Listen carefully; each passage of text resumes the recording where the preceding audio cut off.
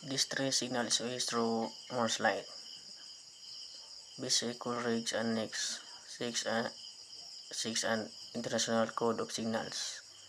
According to Coleridge Annex, distress signal and the International Code of Signals. Transmitting procedure. Understand Morse code of SOS. Short plus dot light sound for about 1 second.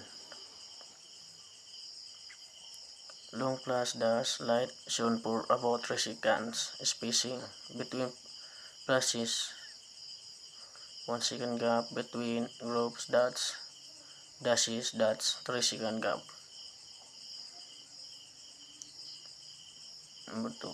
Number 2 equipment use. Searchlight signal lamp, Aldis lamp or any bright directional light must be visible from all direction or directed toward vessels, aircraft, shore. 3. Standard sequence. Repeat non-stop, clearly and slowly enough to be recognized. Number 4. Coleridge rule. The signal means 1. Am I distressed and require immediate assistance. Receiving procedure.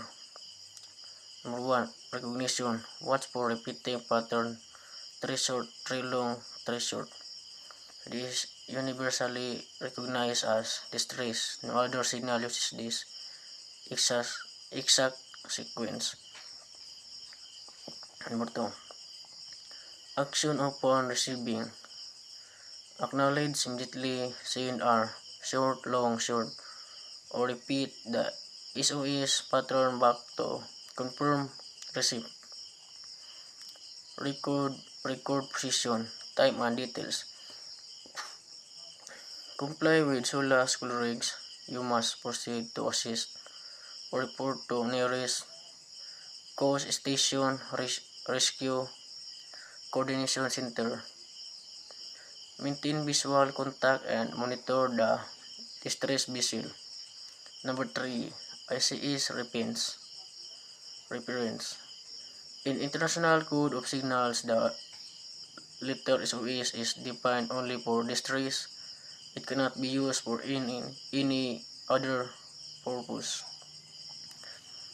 Visual signals take priority if radio, pulse, or unavailable. Key roles to follow.